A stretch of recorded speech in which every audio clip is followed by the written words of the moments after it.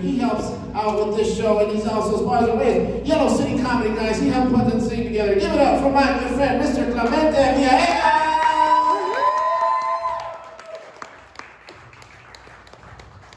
How's it going?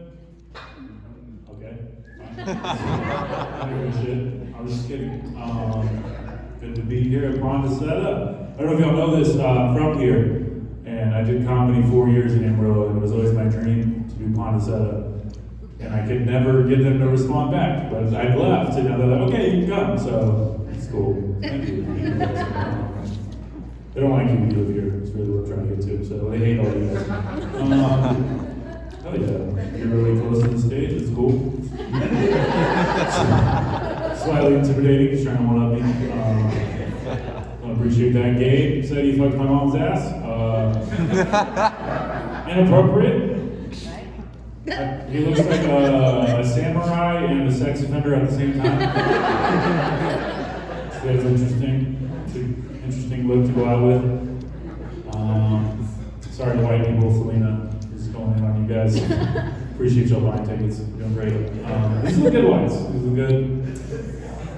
Anyway, you guys. Enough of that. I had to take a break from comedy. I just got over monkeypox. I don't know if y'all familiar with monkeypox. It's pretty rough, pretty bad sickness, but the one good thing about monkeypox is once you get it, you don't have to tell your parents you're gay. Now they just know. Yeah, 2 birds, 1 stone. You guys, it's been a rough December for me. My favorite rapper of all time just became a Nazi, so it's been pretty bad. I don't know if y'all are paying attention to Kanye West lately. He wore a mask, he went on InfoWars. He made Alex Jones seem like a reasonable guy. He really, he's like a cartoon villain right now. He's wearing masks, he's talking about Jews. It's a lot to take in. He said that he couldn't hate Hitler because Hitler invented microphones. And then I had to like Google that because I wasn't sure, which is that's equally embarrassing. So they hate people, did Hitler invent microphones? He was like, no, why the fuck would you ask that? That was great. I should have known that because there's been we have plenty of footage on Hitler when he's on his crazy meth rants, and never once has he like looked down and been like, by the way, guys, y'all see this shit? This microphone? I made this last night. You guys like it? Not a total dick. I do cool stuff too. That's never happened. Oh man. It is crazy though, because there are Nazis out here. I didn't realize it, but one of my coworkers just recently broke up with a Nazi. Yeah, she didn't even know. She had no idea. I had to explain it to her. She just said they wanted different things in life. And then I was like, she was talking to me, and I was like, why didn't you break up with this guy? And she was like, oh well, because he was nice to me. You know, and I think that's really a reflection on how bad men are. You know, that women are the white supremacists called me back. You guys. He thought he was superior, but he opened doors. He was really polite. It's wild times. I'm tired of fuck boys moving on to Proud Boys. It's really extreme. She said they wanted different things in life. She wanted to settle down and have a family, and he wanted to, settle down and start a race war. So it was different priorities. It's in every romantic comedy. She couldn't believe, that he would cheat on her. He couldn't believe in the Holocaust. So it's just different things. Her favorite date, a candlelit dinner. His favorite date, January 6th. So it's different people. It's cool. I've been. Are you guys familiar with Black Israelites? Are they in Amarillo? Do you know? New York ones, okay. They're in Austin. I live in Austin right now. If you're not familiar with Black Israelites, it's a bunch of black guys who get together and they read the Bible very aggressively on street corners. And they believe that blacks are the real Jews, and Jews are not. They're lying. I don't know all the details. I have to ask Kyrie Irving. But it seems like being black and Jewish. It seems like a lot. you know, a lot to handle, a lot to take on, you know? Like you're black, so you're like great at basketball, you know, but you're Jewish, so you control the weather. You know, I feel like that's too powerful. Like, you make it rain both ways, that's a lot. Yeah, I'm surprised that works.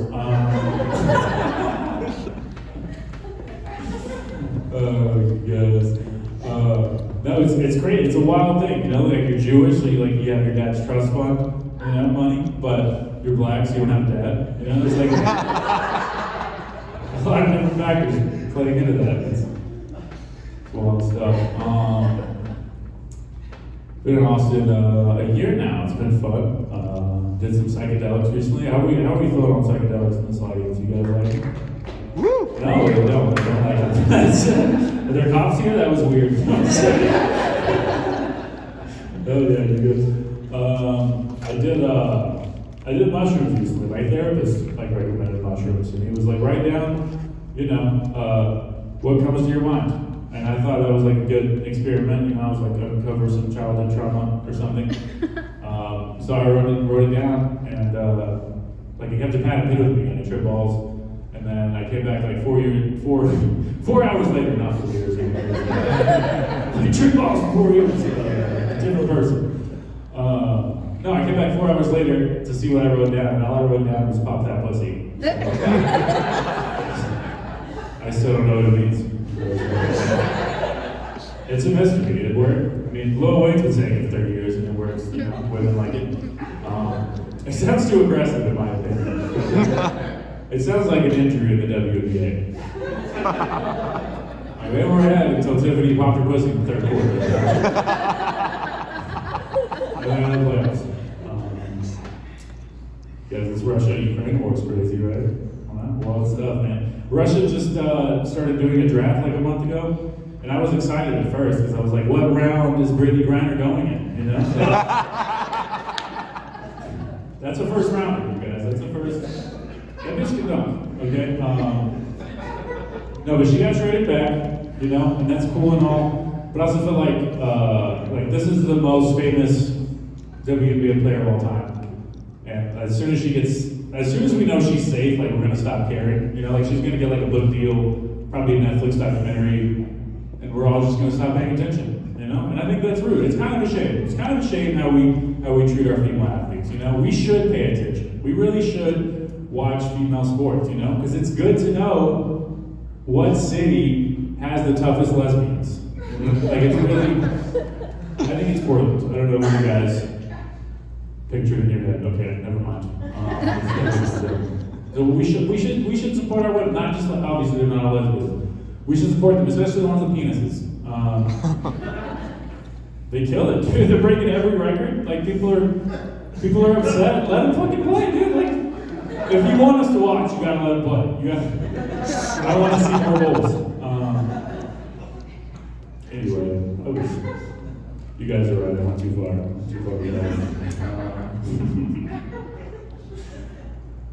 Cowboys owner Jerry Jones recently was under some heat because like a photo resurfaced of him in 1957 in his high school protesting desegregation. You know, he was protesting black and whites going to the same high school, and he was 14 years old. You know, 1957. And I just think we're going a little too hard on the guy. You know what I mean? Like if you were alive in 1957 in Arkansas and you weren't racist, are you even American? Like, I don't trust you. That's weird. That's weird that you weren't. You know? I didn't mean to stare at you when I said that.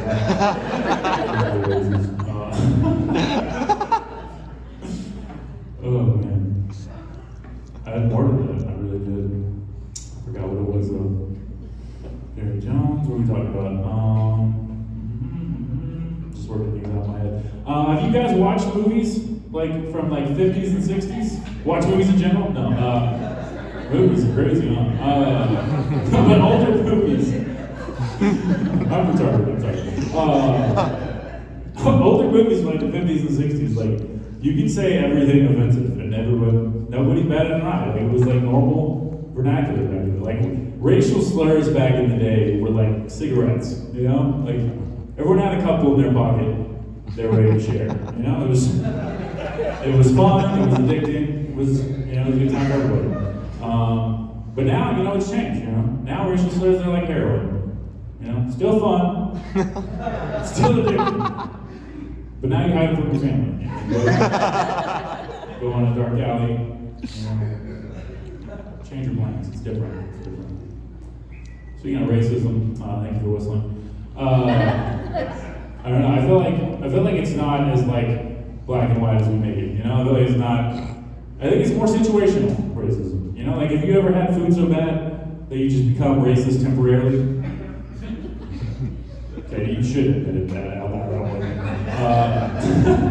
like I had Panda Express the other day, and it was like the worst experience of my life. I was like, we gotta do something about these goddamn Mexicans.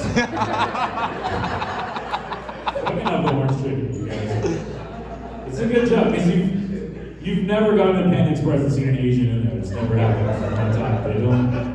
They don't go in there. We all know. We all know better. I think I got the light already. I lost my train of thought again, you guys. Oh, I love this weather. That's cool. If y'all, I don't know if y'all paying attention to the news in the last month or so. There are Texas and Florida where I've been like busing migrants to like New York, Chicago, Martha's Vineyard, all the coolest places. A lot of people are upset about it. Honestly, I'm kind of jealous. Like I wish I was a better Mexican. I didn't even get an email. So I want to go on a field trip for free to New York. Oh yeah, that's amazing.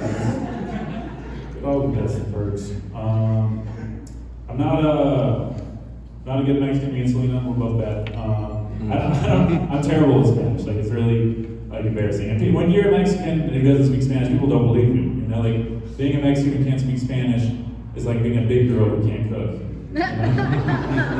It's just like, then why do you look like that? What have you been doing? Just got me better? Okay, I'm done. Thank you.